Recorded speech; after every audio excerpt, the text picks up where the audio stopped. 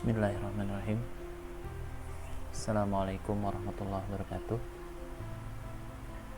Rekan-rekan sekalian, alhamdulillah pada kesempatan hari ini kita akan melanjutkan video perkuliahan kita yang kemarin sempat tertunda. Jadi kemarin terakhir kita telah membahas ada dua jenis blok diagram dari control system, ya kan. Yang pertama adalah open loop system, di mana tidak adanya umpan balik dari aktual respon terhadap input, sehingga tidak ada compare, tidak ada komparasi di dalamnya. Dan yang berikutnya adalah closed loop system, di mana adanya komparasi antara aktual respons atau output terhadap input. Nah, pada kesempatan pagi ini kita akan masuk pada slide berikutnya, yaitu analysis and design objective. Jadi dalam slide ini disebutkan bahwasanya ada 3 bagian atau 3 hal yang yang menjadi sorotan untuk dilakukan analisis dalam sebuah sistem kontrol. Yang pertama adalah transient response. Seperti kita ketahui bahwasanya transient response adalah respon sebuah control system ketika input diberikan ke dalamnya, dan bagaimana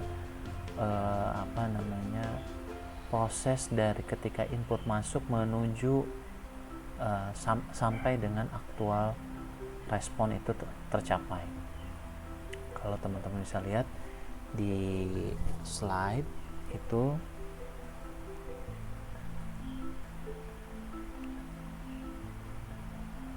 kita lihat kemarin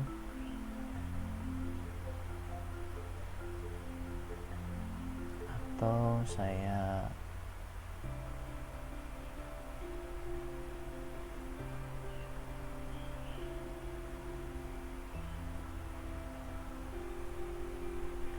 kita lihat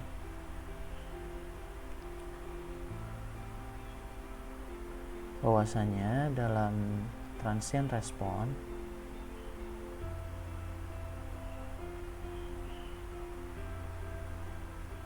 kemarin kita memiliki satu grafik yang gambarnya seperti ini, dimana ini adalah input yang diberikan. Ini adalah input, misalnya kemarin lantai 4 gitu ya. Kemudian ini adalah waktu, dan kita tahu ini adalah input yang diberikan, artinya harapannya outputnya akan sampai juga di situ. Nah, transient respon di mana? Transient respon adanya di sini. Ini adalah transient respon. Ini adalah transient respon. Transient respon artinya ketika input diberikan dan sistem mulai bekerja dari titik ini, titik 0, waktu sama dengan 0, dan kemudian dia bergerak sampai waktu yang didapatkan di sini. Nah, ini adalah transient respon. Dan ini perlu dianalisa karena pada transient respon ini tergantung bagaimana karakteristik dari sebuah sistem. Jadi misalnya ada yang bentuk transient responnya justru misalnya dia melewati.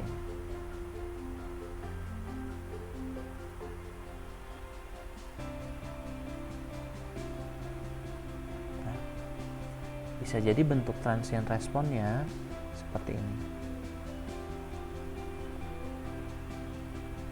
atau mungkin juga ada yang seperti ini, dia sangat lambat sekali menuju output yang diharapkan. Artinya analisis terhadap transient respon ini sangat dibutuhkan. Oke, kita kembali ke slide.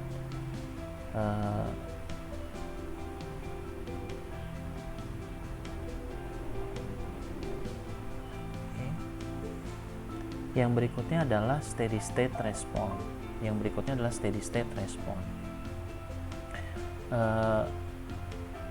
Masih pada gambar yang tadi, bahwasanya pada steady state response kita ingin melihat bagaimana sebuah sistem tersebut bisa menghasilkan hasil akhir yang steady dan dengan error yang sedikit. Kalau kita balik lagi ke gambar yang ini, maka kondisi steady state adalah ditunjukkan oleh ini. Ini kondisi steady state. Bagaimana kondisi akhirnya ketika sebuah sistem sudah mencapai output? Apakah dia lurus seperti ini, ataukah dia mungkin seperti ini? Contoh kasus yang ini yang biru, kita kasih tandanya yang biru, kita lihat ini yang biru ini, artinya dia tidak langsung steady, dia tidak langsung diam lurus outputnya, tapi dia bergelombang dulu. Atau juga mungkin bahkan bisa jadi bentukannya, saya kasih warna lain, misalnya yang kuning, dia seperti ini dan dia terus kurang kelihatan ya kuningnya. Saya kasih warna merah apa yang terang, coklat sini. Misalnya ini,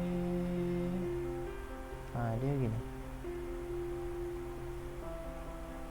Artinya kondisi steady state tidak stabil, sehingga itu pun yang harus dianalisa. Pada steady state pun ini kita tahu ada error. Jadi sejauh mana antara ketika dia berhenti, sebuah proses itu berhenti, saya buat lagi ini.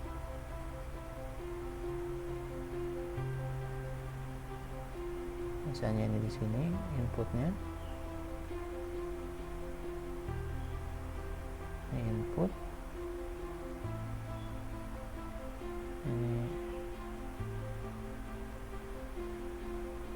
ini input,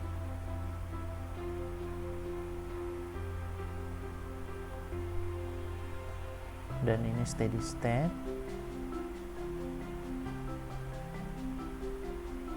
dan ini adalah error. Sehingga pada steady state ini kita tahu bagaimana kondisi akhir dari sebuah sistem dan bagaimana errornya. Oke. Dan yang terakhir, analisis yang harus dilakukan adalah stability. Di sini disebutkan discussion of transient response and steady state error is moot if the system does not have stability. Dalam linear system,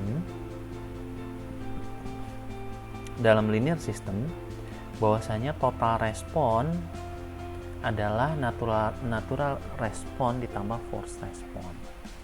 For a system to be useful, the natural response must eventually approach to zero. Artinya sebenarnya pada kondisi yang ideal natural response itu harusnya 0. Tetapi pada kenyataannya sebenarnya kita bilang bahwasanya natural response itu pasti akan ada.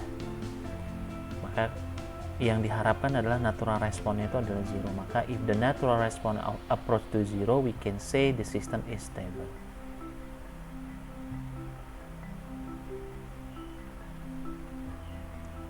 Oke. Kemarin saya sudah sempat singgung terkait dengan sistem ini. bahwasanya dan kemarin teman-teman sudah diberikan tugas ya terkait dengan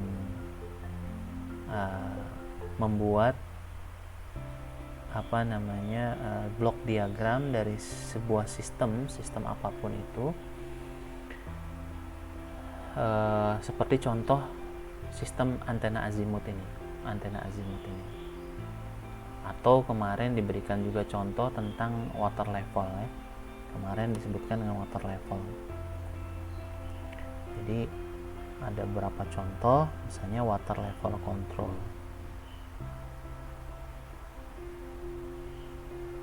Water level control. Maka diagram bloknya, bagaimana diagram bloknya? Kita harus mengidentifikasi dulu mana input, mana plan, mana aktual respon atau output ya kan. Input pada water level control, apa inputnya? Inputnya adalah ketinggian air yang diharapkan.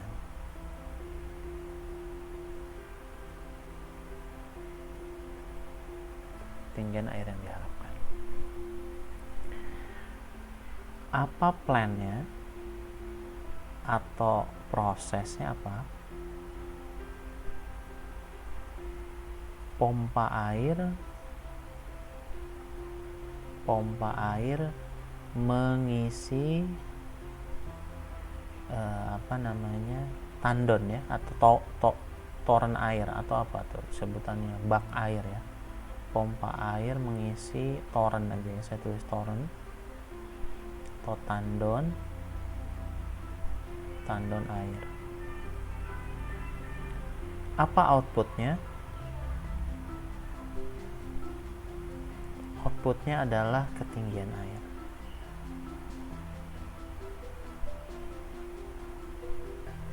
Jadi kalau kita gambarkan,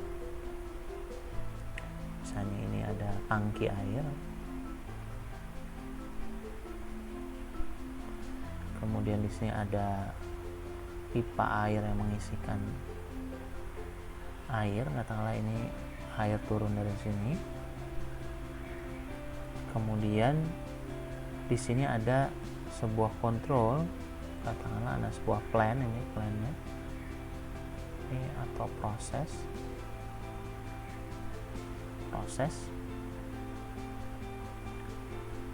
Kemudian di sini ada kontrolnya.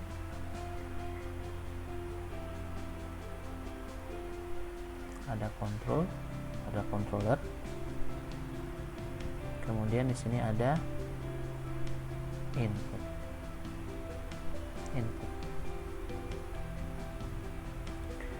Maka pada water level control ini,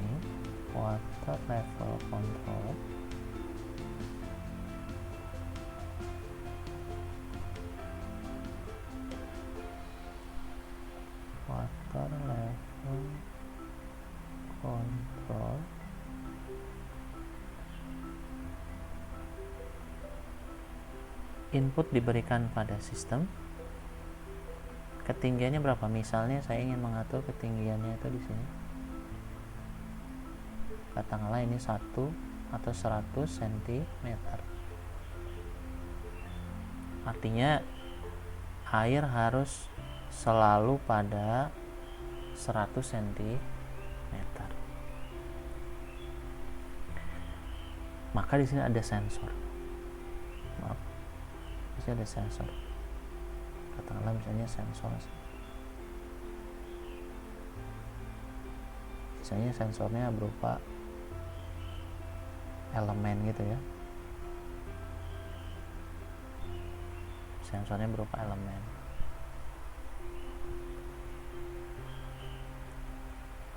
Nah, sensor ini yang memberikan informasi antara input dan output. Ketika input diberikan misalnya ini harus 100 cm, ini input kita. Aktualnya berapa kondisinya? aktualnya adalah misalnya dia ada di sini. Saya hapus dulu. Misalnya kondisi air ada di sini. Katakanlah misalnya aktualnya ada di 20 cm.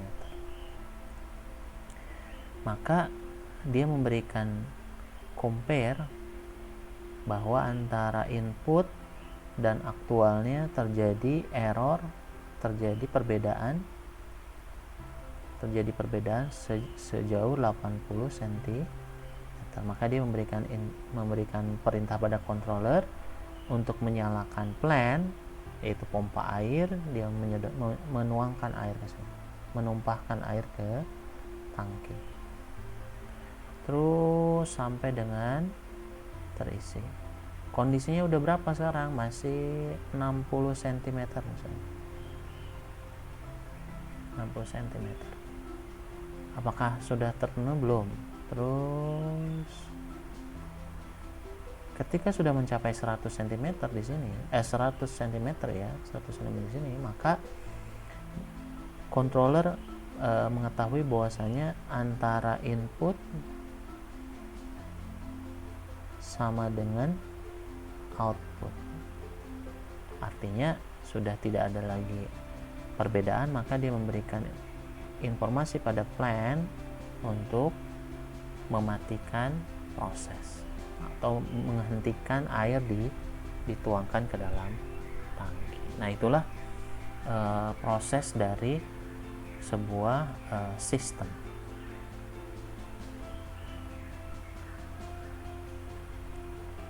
Jadi kemarin teman-teman sudah membuat itu ya. Nah, ini yang seperti yang tadi saya sampaikan, respon of position control system showing effect of high and low control gain on the output response. Artinya kita lihat kalau dalam gambar ini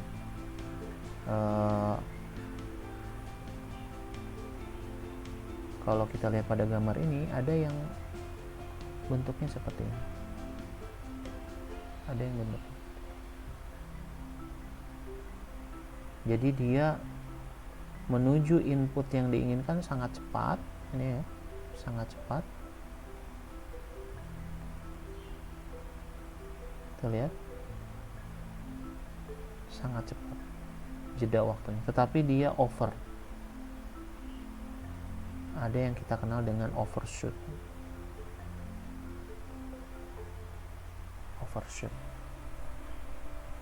Yang kita kenal dengan overshoot. Maka apakah ini baik? Juga tidak baik juga ya. Kemudian kita lihat di sini ada ripple-nya. Ketika dia menuju steady state, dia steady-nya di mana? Dia steady-nya setelah waktu di sini. Artinya sebenarnya steady-nya di sini. Berbeda dengan yang output with low gain di sini. Output with low gain. Kita lihat di sini, output dengan gain yang rendah, dia menuju steady state-nya lambat ya. Tetapi dia tidak memiliki overshoot di situ.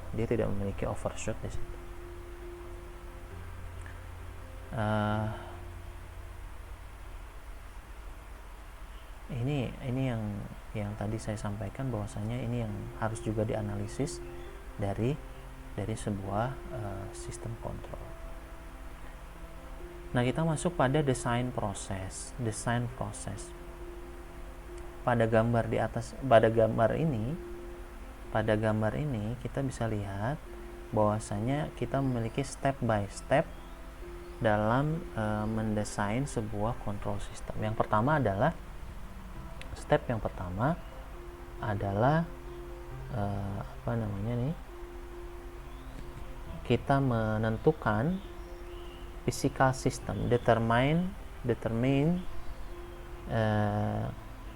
a physical system and specification from the requirement. Jadi kita menentukan spesifikasinya. Kalau ini di slide ini disebutkan bahwasanya determine the specification such as transient response, steady state, error.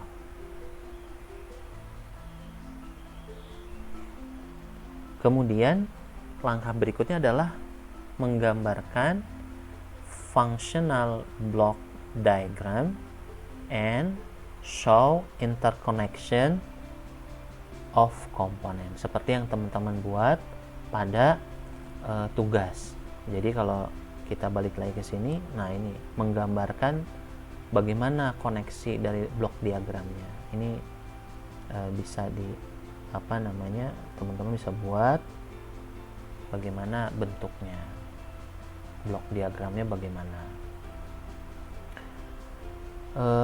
Langkah yang berikutnya adalah, nah ini yang sebenarnya pembahasan berikutnya, transform a physical system into schematic. Jadi kita ini saya pikir ini yang masih yang ini ya.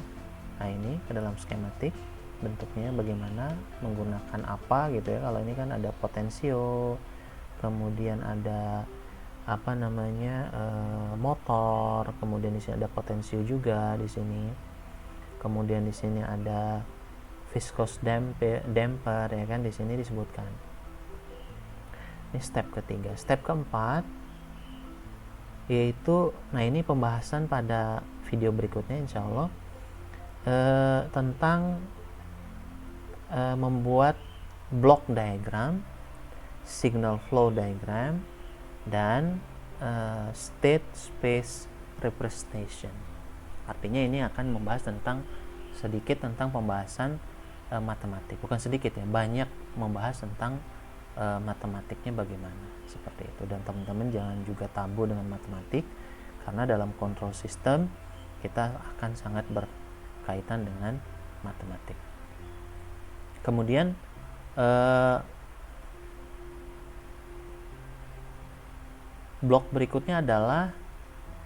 step berikutnya adalah if multiple block, jika terdapat blok yang multiple atau banyak blok, maka kita dapat melakukan reduksi atau penyederhanaan dari blok diagram. Nanti juga kita akan membahas itu, bagaimana menyederhanakan blok diagram. Dan yang terakhir adalah analyze, design, and test to see that requirement and specification are met. Artinya kita menganalisa. Salah satu yang bisa kita lakukan dalam sebuah desain dengan menganalisanya dengan software, misalnya MATLAB, Simulink, ataupun software-software yang lain.